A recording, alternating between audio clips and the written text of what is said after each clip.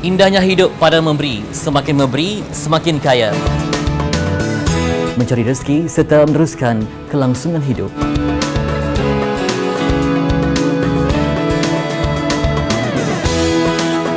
Rumah Pengasih Warga Prihatin sebagai lubuk Taman Syurga Metropolitan.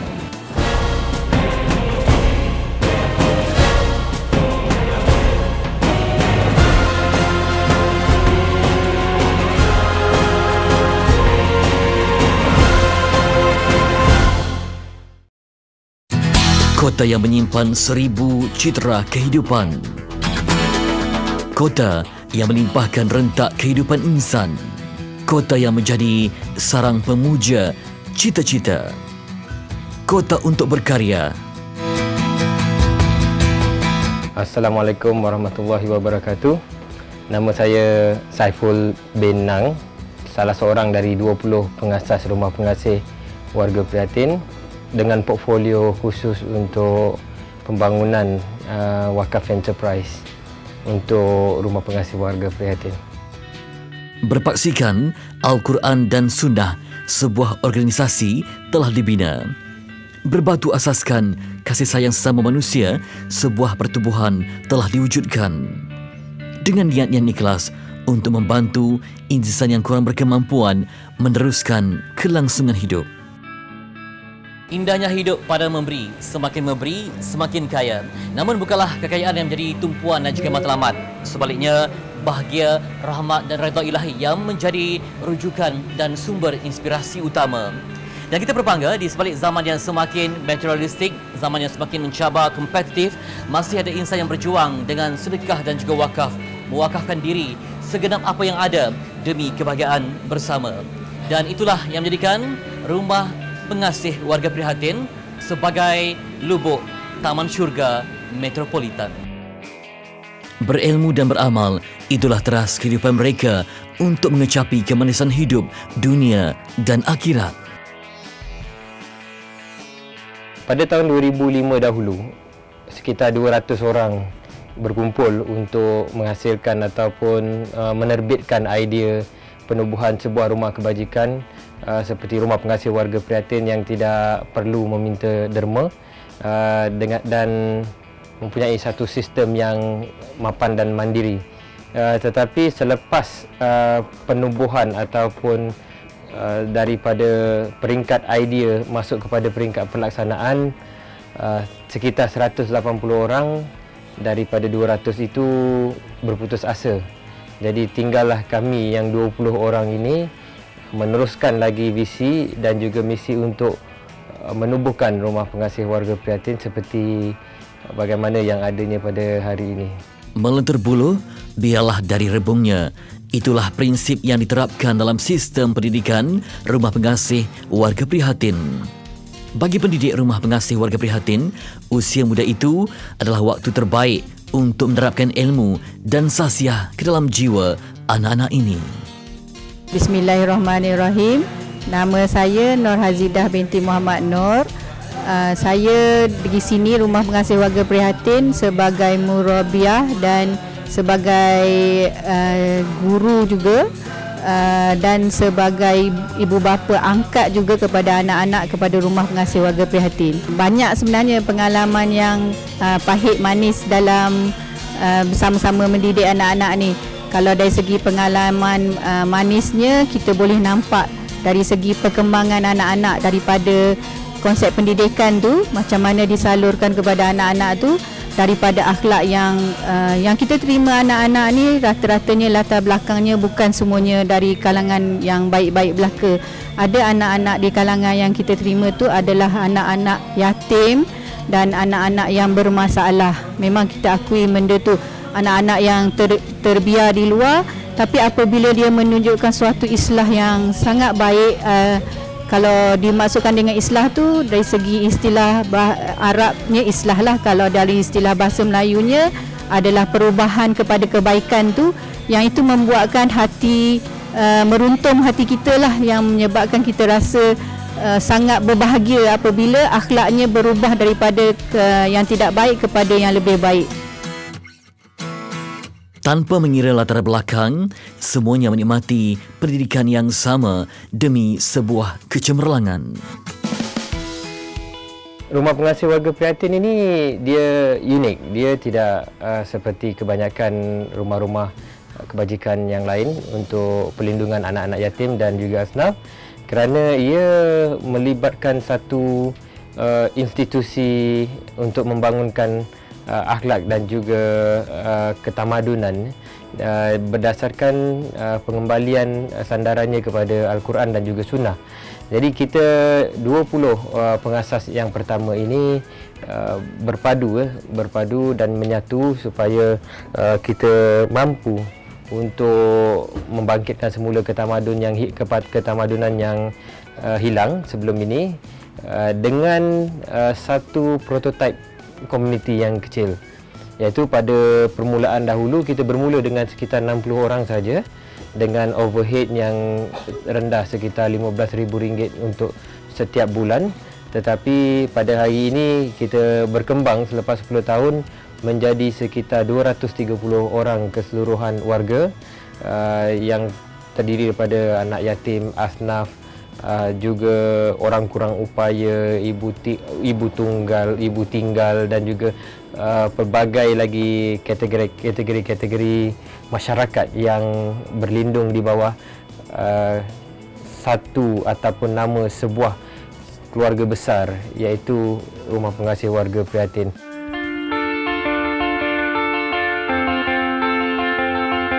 Kesemua peralatan di sini adalah hasil sumbangan individu yang dermawan dan pemurah. Di sini ada terbagi pada dua bahagian, bahagian production dengan bahagian latihan. Pekerja OKU iaitu orang kreatif upaya ataupun orang kurang upaya bagi kami.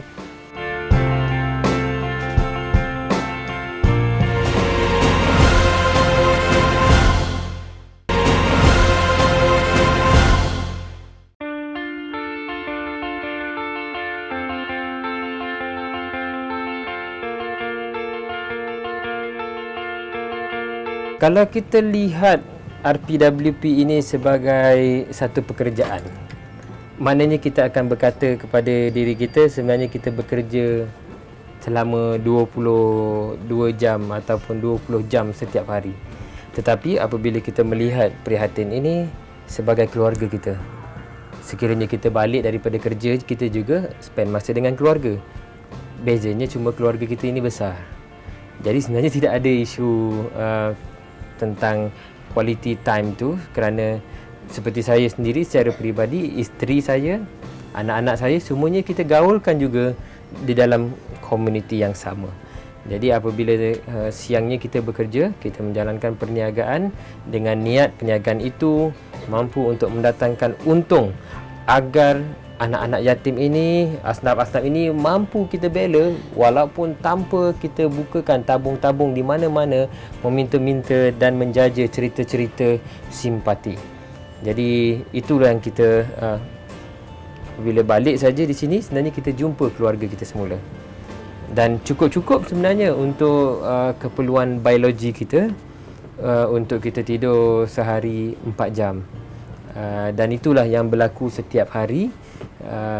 Dan semakin hari sebenarnya kita lihat apa yang berlaku di dalam negara kita ataupun di sekitar kita, kita seolah-olah merasakan masa yang tinggal sebenarnya terlampau sedikit, dan adakah masa yang sedikit itu mahu kita bazirkan dengan makan angin dan juga melakukan kerja-kerja yang tidak pasti.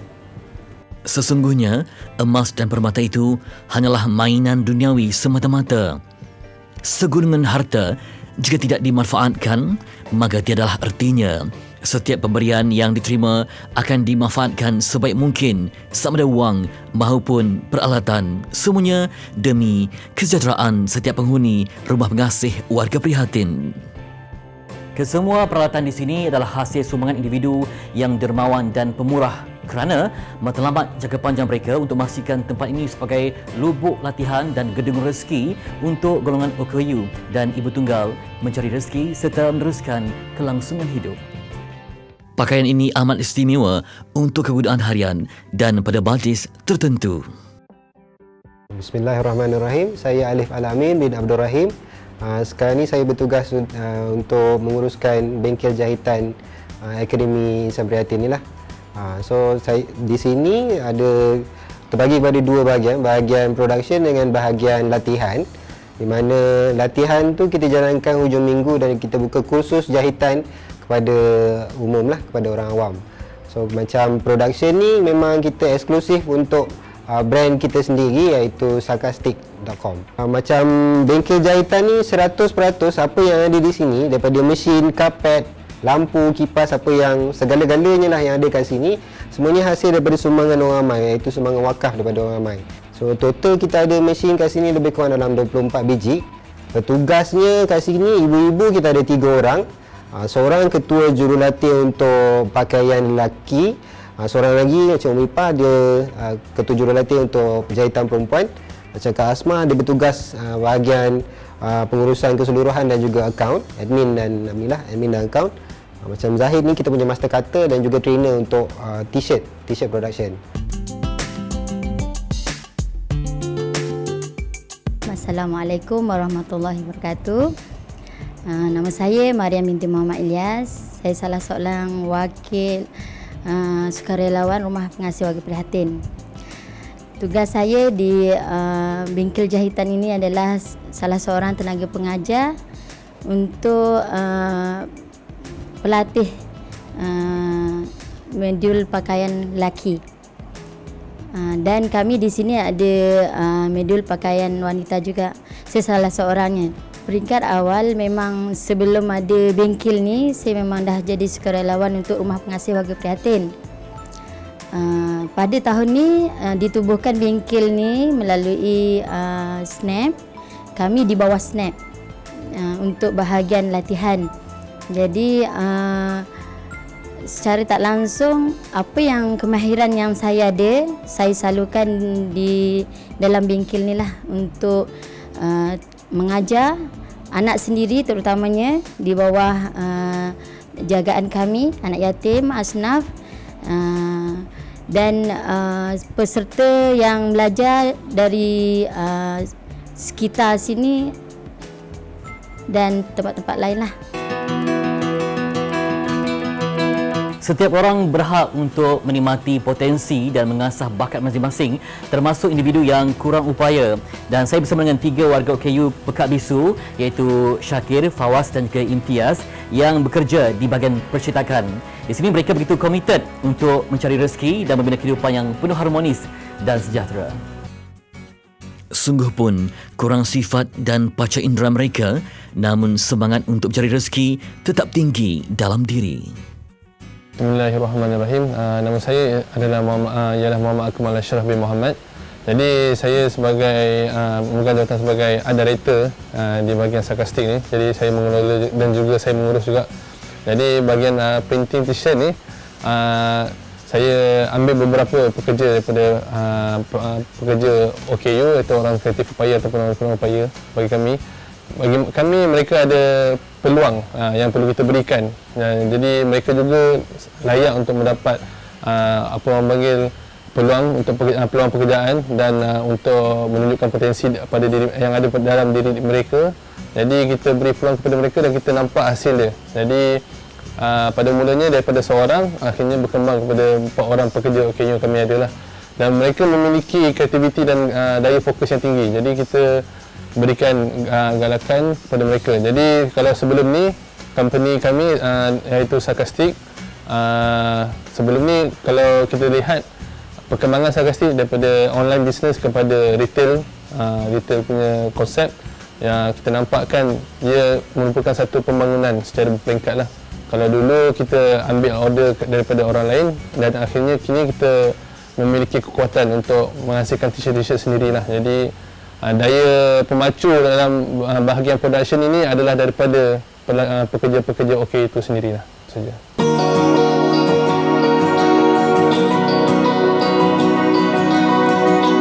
Kan Saifunang adalah merupakan public figure kepada salah sebagai Rumah Pengasih Warga Prihatin. banyak yang saya belajar, sama ada dari sudut komunikasi, bagaimana sudut marketing dan juga mengurus terutamanya.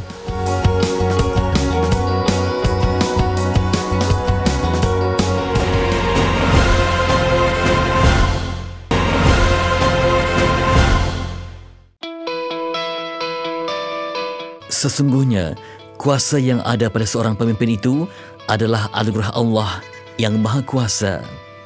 Apalah guna kuasa yang ada jika tidak digunakan sebaik mungkin? Bagi seorang pemimpin atau ayah seperti Saiful Nang, setiap apa yang diusahakan hanyalah semata-mata demi membantu warga yang kurang bernasib baik ini agar mereka mampu merasa nikmat dan erti sebuah kehidupan. Baginya, kebahagiaan itu akan lebih bermakna sekiranya dikongsikan bersama-sama dengan ahli keluarga yang lain. Apa yang nak saya nampakkan, Saiful Nang adalah merupakan public figure kepada salah sebagai rumah pengasih warga prihatin. Dari segi personalitinya yang boleh petah berbicara dan dia senang didampingi pada saya. Sepanjang saya bersama dengan Encik Saiful Nang kita lah, banyak yang saya belajar, sama ada dari sudut komunikasi, bagaimana sudut marketing dan juga mengurus terutamanya. Jadi jika Allah itu berikan kepada kita aturan dan kita ambil aturan itu untuk mengatur kehidupan kita. Jadi itu yang sewajarnya. Bila mana saya berkecimpung ataupun bersama-sama dengan Encik Saiful Nang, bekerja bersama beliau, banyak perkara yang saya harungi lah. Dari segi ketabahan, dari segi kecekalan, dari segi lapang minda dan juga berani untuk berhadapan dengan orang lah. Itu saja.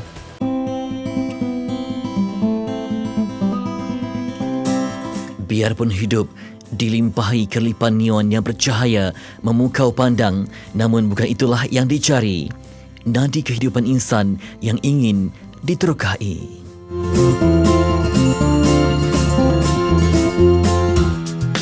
A'udzubillahi minasyaitonirrajim. Bismillahirrahmanirrahim. Jadi saya merupakan ketua adik Rijal di DOM ni lah. Akhirnya ketua adik-adik Rijal. Dan saya dah 5 tahun bersama warga prihatin ni. Jadi pengalaman berada di warga prihatin inilah mengajar.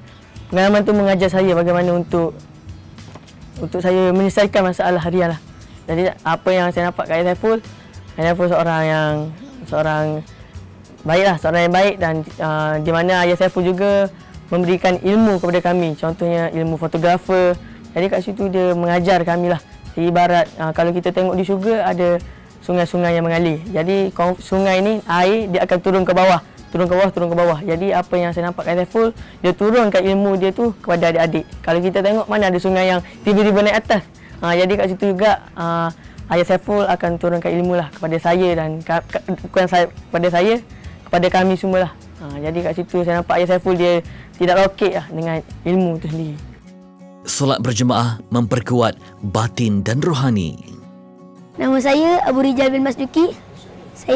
Umur saya 12 tahun. Saya dah duduk sini 12 tahun dan saya adalah antara orang terawal dekat sini.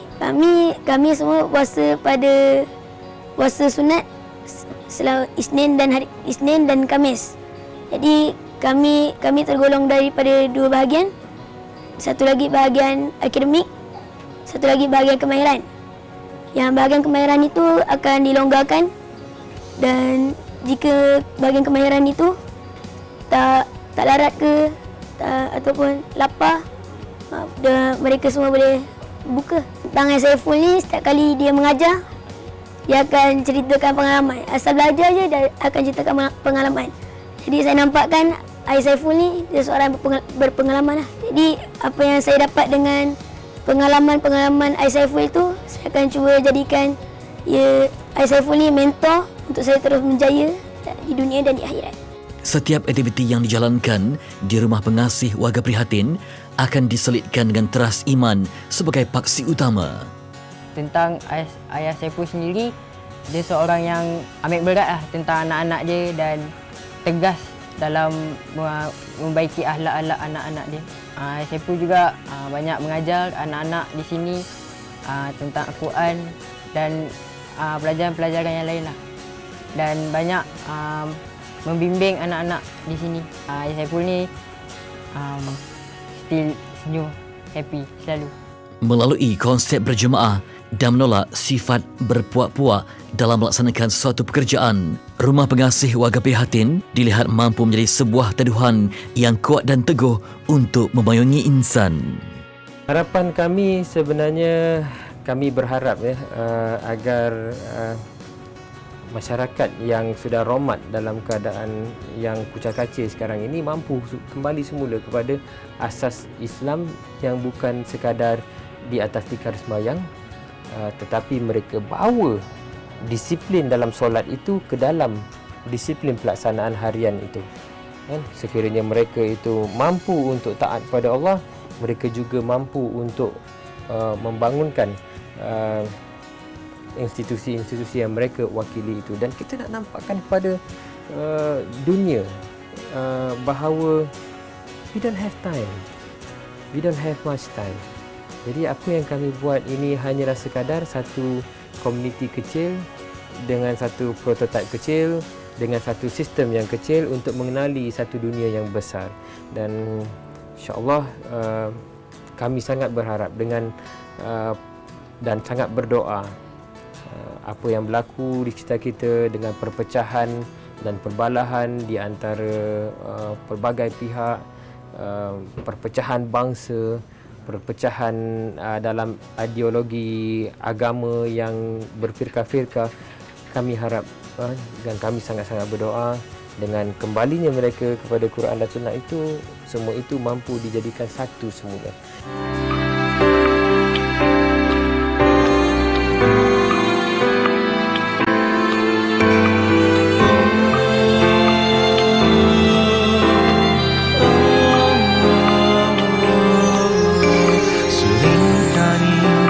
Tertanya, mengapakah kita diuji? Sini